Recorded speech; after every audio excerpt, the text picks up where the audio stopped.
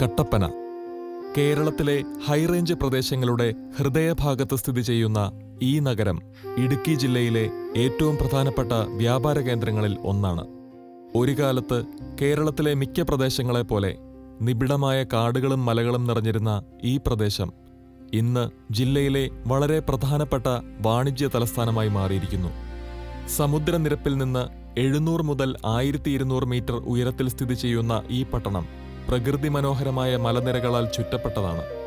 മഞ്ഞുമൂടിയ പ്രഭാതങ്ങളും വർഷം മുഴുവനുള്ള തണുത്ത കാലാവസ്ഥയും ഈ പ്രദേശത്തെ ഒരു ടൂറിസ്റ്റ് ഹബ്ബാക്കി മാറ്റി. ഇവിടെ ഒരു ശരാശരി വാർഷിക താപനില 23 ഡിഗ്രി സെൽഷ്യസ് ആണ്. മാർച്ച് മുതൽ മെയ് വരെ ചൂട് കൂടിയതും ജൂൺ, ജൂലൈ, ഓഗസ്റ്റ്, ഒക്ടോബർ മാസങ്ങളിൽ ധാരാളം മഴ ലഭിക്കുന്നതുമാണ്. നവംബർ, ഡിസംബർ മാസങ്ങളാണ് ഏറ്റവും തണുത്തത്. കട്ടപ്പനയുടെ ചരിത്രം വെറും ഒരു പട്ടണത്തിന്റെ വളർച്ചയല്ല. അത് കേരളത്തിന്റെ ഭക്ഷ്യസുരക്ഷയ്ക്കായി മല കയറി വന്ന ഒരു വലിയ ജനതയുടെ കഷ്ടപ്പാടിന്റെയും കഠിനാധ്വാനത്തിന്റെയും സാമൂഹിക മാറ്റത്തിന്റെയും കഥയാണ്. 1940 മുതൽ 1970 വരെയുള്ള കാലഘട്ടമാണ് കട്ടപ്പനയുടെ യഥാർത്ഥ രൂപാന്തരകാലം. 40കളുടെ അവസാനം വരെ മന്നാൻ, ഊരാളി ഗോത്രങ്ങളുടെ ആദിവാസി മേഖലയായിരുന്നു ഇവിടം. 1950-60 കാലഘട്ടങ്ങളിൽ കേന്ദ്ര കേരളത്തിലെ ജില്ലകളായ കോട്ടയം, എറണാകുളം തുടങ്ങിയ പ്രദേശങ്ങളിലെ ജനസംഖ്യാവർധനയും ഭൂമിയില്ലായ്മയും അനേകം കുടുംബങ്ങളെ പുതിയ ഭൂമി തേടാൻ നിർബന്ധിതരാക്കി.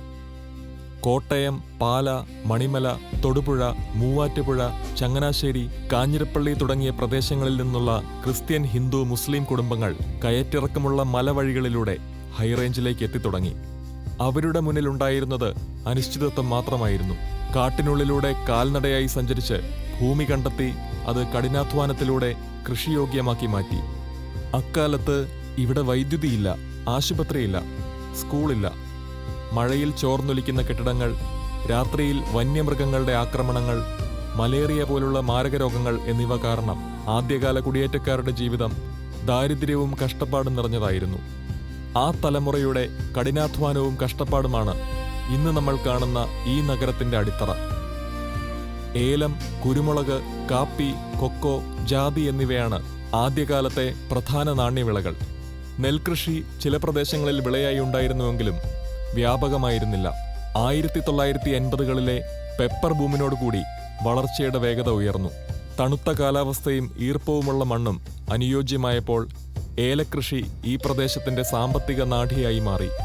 അങ്ങനെ ലോകത്തിലെ തന്നെ ഏറ്റവും ഗുണമേന്മ കൂടിയ ഏലക്കയുടെ വിപണനം നടക്കുന്ന ഒരു പട്ടണമായി ഇവിടം മാറി. ഏലകൃഷി ലളിതമല്ല. നിഴൽ, ഈർപ്പം, സൂക്ഷ്മപരിചരണം എന്നിവയെല്ലാം ആവശ്യമാണ്. തൊഴിലാളികളുടെ അധ്വാനം അത്യാവശ്യമാണ്. വിളവ് നല്ലതും വില ഉയർന്നതുമായ വർഷങ്ങളിൽ കർഷകർക്ക് വലിയ വരുമാനം ലഭിച്ചു.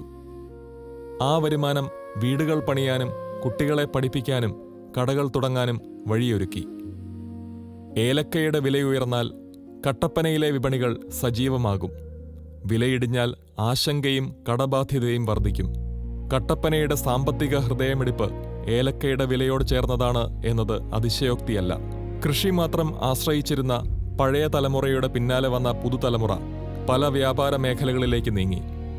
അങ്ങനെ പലതരം വിപണികൾ ഇവിടെ രൂപപ്പെട്ടു.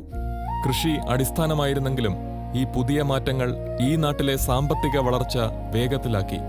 സമീപ പ്രദേശങ്ങളായ പുളിയന്മല, നെടുങ്കണ്ടം, ഇരട്ടയാർ തുടങ്ങിയ സ്ഥലങ്ങളിൽ നിന്നുള്ള ആളുകൾ കച്ചവടത്തിനും വിദ്യാഭ്യാസത്തിനും ചികിത്സയ്ക്കുമായി കട്ടപ്പനയിലെത്തി.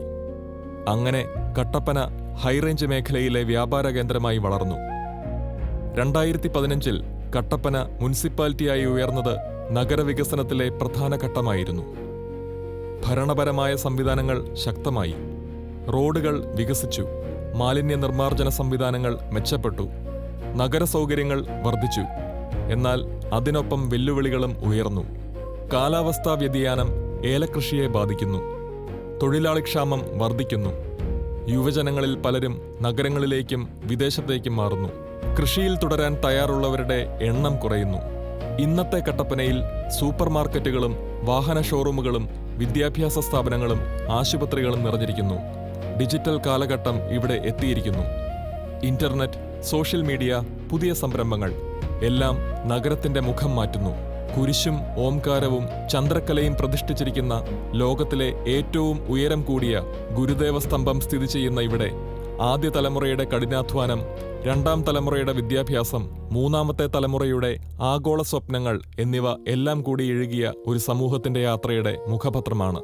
ഇന്ന് കട്ടപ്പന ഒരു നഗരമെന്നതിലുപരി ഒരു പൈതൃകവും ഒരു പ്രതീക്ഷയുമാണ്. മലനിരകളിൽ മുഴങ്ങുന്ന കാറ്റിന്റെ ശബ്ദം പോലെ അതിന്റെ ചരിത്രം തുടരും. കാലം മാറിയാലും ആത്മാവ് നിലനിൽക്കും.